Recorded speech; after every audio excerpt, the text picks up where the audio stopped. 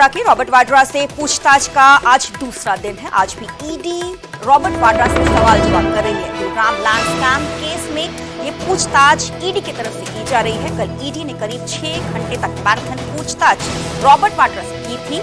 मेरे पास छिपाने के लिए कुछ नहीं है, रॉबर्ट वाड्रा ने इन बातों का जिक्र किया था। तो 2008 का पूरा ये मामला है। कांग्रेस सांसद प्रियंका गांधी वाड्रा के पति और कारोबारी रॉबर्ट वाड्रा से ईडी के अधिकारियों की तरफ से बीते ही कल 6 घंटे मैराथन पूछ पड़ताल की गई थी।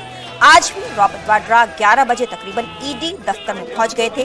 पूछताछ उनकी की जा रही है ईडी की तरफ से। इससे पहले 8 अप्रैल को एजेंसी ने वाड्रा को तलब किया था, लेकिन तब वे पेश नहीं हुए थे। इसके बाद ईडी ने मंगलवार को पेश होने के लिए दूसरा सम्मन जारी किया था। मेरे साथ मेरे सहयोगी शंकर आनंद फोन लाइन पे जुड़े हैं। शंकर, आज 11 बजे से फिर से पूछ पड़ताल की जा रही है। देखिए, तकरीबन 11 बजे के लगभग में रॉबर्ट वाड्रा आज फिर से पूछताछ की प्रक्रिया में हिस्सा लेने के लिए ईडी मुख्यालय पे पहुंचे और ईडी मुख्यालय में इस वक्त में उनसे पूछताछ की जा रही है। रॉबर्ट वाड्रा के खिलाफ जिस तरह से हरियाणा में जमीन डील मामले में जिस तरह से मनी लॉन्ड्रिंग करने का आरोप लगा, जिस तरह से इनके खिलाफ और इनकी कंपनी के खिलाफ जो आरोप लगा था, वो आरोप बेहद गंभीर था। लिहाजा इन तमाम मामलों की गंभीरता को देखते हुए इसी मामले में कई अन्य आरोपियों से पहले पूछताछ की जा चुकी है। लेकिन अब जिस तरह से रॉबर्ट वाड्रा और रॉबर्ट वाड्रा की कंपनी का रूल सामने आया था, लिहाजा इन तमाम मामलों की गंभीरता को देखते हुए उन्हें पूछताछ का सम्मन भेजा गया था और पूछताछ के लिए बुलाया गया था। तो आज पूछताछ का दूसरा दिन है। कल भी तकरीबन 6 घंटे उनसे लगातार पूछताछ की गई थी और कल पूछताछ के दौरान में रॉबर्ट वाड्रा कई सवालों का जवाब सही तरीके से दे नहीं पाए थे।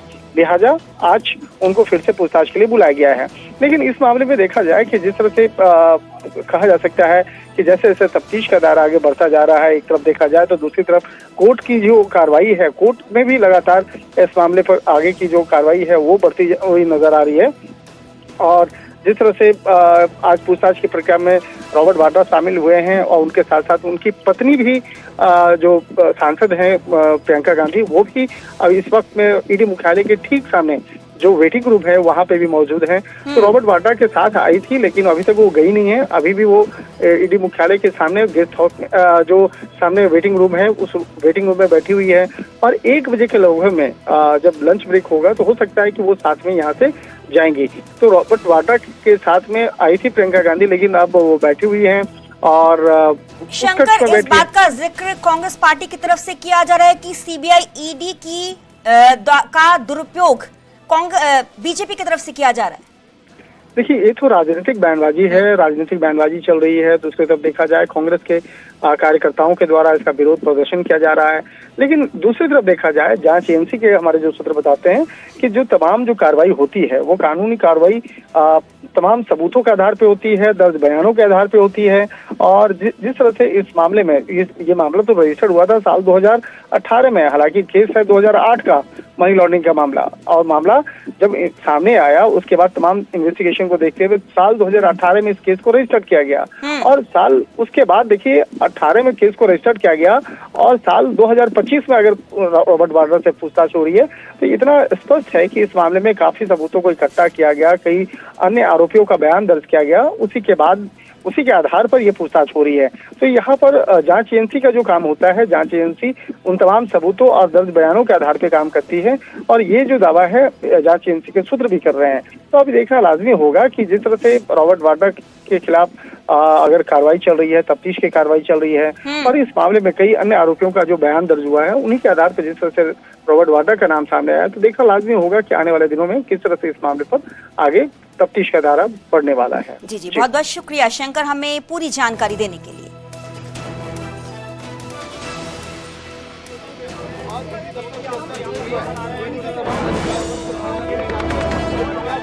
जिस विषय में मुझे बुलाया है, इसके सवाल ऑलरेडी हमने 2019 में दिए हैं।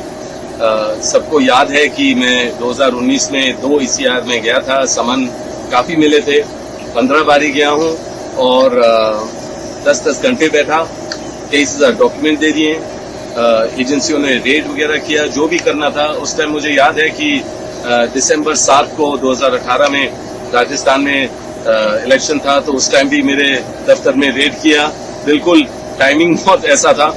और फिर 2019 में जनरल इलेक्शन था, उस टाइम मेरे को वहां बुलाया और जो भी सवाल थे उसके सारे जितने भी इशू थे सारे मैंने जवाब दिए।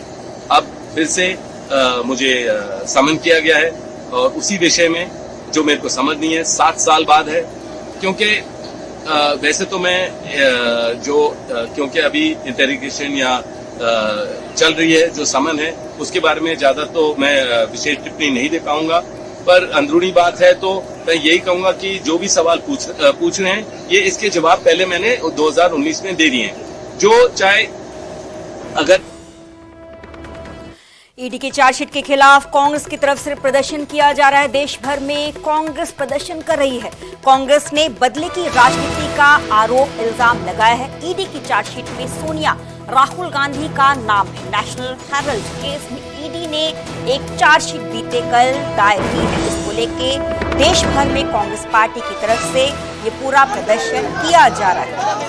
लाइव तस्वीरें आप देख पा रहे हैं क्योंकि कांग्रेस के नेशनल हेराल्ड अखबार से जुड़ी मनी लॉन्ड्रिंग केस में चार्जशीट दाखिल की है।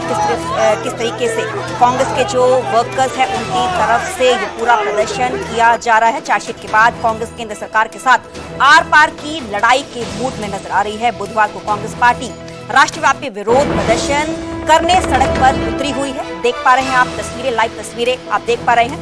तो संगठन महासचिव केसी वेणुगोपाल की ओर से एक बयान में सरकार के इस कदम की कड़ी आलोचना भी की गई है। पार्टी इस कदम को लेकर कड़ा विरोध जताने के लिए आज देश भर में ईडी ऑफिस के बाहर प्रदर्शन कर रही है। क्या है नेशनल हेराल्ड केस?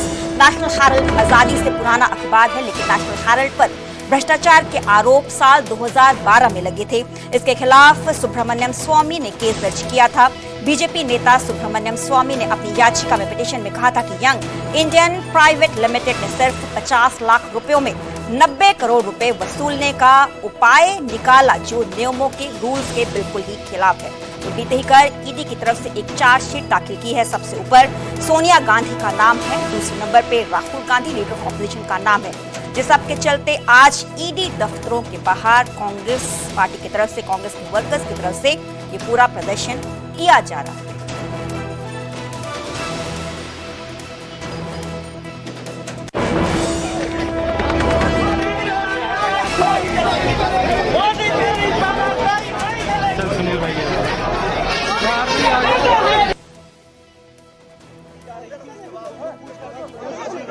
उसके बाद आप ये डिटेल किसके पास है? 14 मेरे को बताओ पहले। सॉरी चलेगी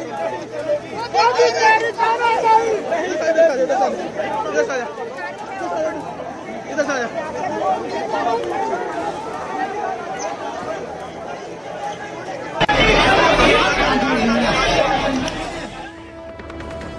आगे बढ़ेंगे और बात करेंगे गुरुग्राम की पटौदी में ढाबा संचालक की गोली मारकर शरेआम हत्या कर दी गई। बाइक सवार 3 बदमाशों ने इस पूरी घटना को अंजाम दिया।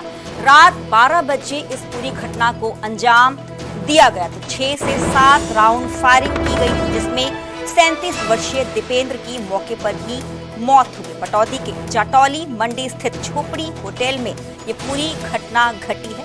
तस्वीरें आप देख पा रहे हैं। ढाबे में पहुंचकर हत्यारों ने पहले कोल्ड ड्रिंक मांगी, फिर जो एक बदमाश की तरफ से पूरी फायरिंग कर दी गई। पटौदी की तस्वीरें आप देख पा रहे हैं। पटौदी में ढाबा संचालक की गोली मारकर हत्या कर दी गई है।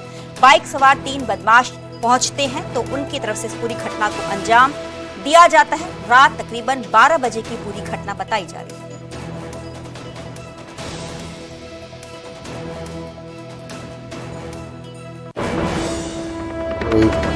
कैसे क्या घटना? 3 जना आया जी मोटरसाइकिल पर नकाब पोसा के कोल्ड ड्रिंक मांगी, कोल्ड ड्रिंक देने लगा, इतनी देर में फिर गोली चलाने लगा सीधा। कितने बजे की घटना है? 12 बजे के आसपास की। तो अभी कोई अधिकारी या पुलिस वाला कोई आया है यहाँ? एसीपी आए हैं और SHO साहब आए थे, चौकी इंचार्ज सब आए हैं। कोई रंजिश हो किसी को? रंजिश है जी, जय भगवान है, ऋतिक है, सिटल्लू है और शुभम साहब हमारी जितना भी इनका परिवार के सारे बंदे सारे रंजिश रखते हैं जी। क्या कारण है? झूठा नाम लिखवा दे जी बेफालतू में, FIR करवा दे झूठी। इनका चाचा चुचा मार दिया था, उसमें बोला हमने मारा, हमारा कोई मतलब भी नहीं था। पुरानी रंजिश है कोई? पुरानी रंजिश है जी, अब रंजिश रखते हैं कितने साल हो गए? करीब 2019-20 से।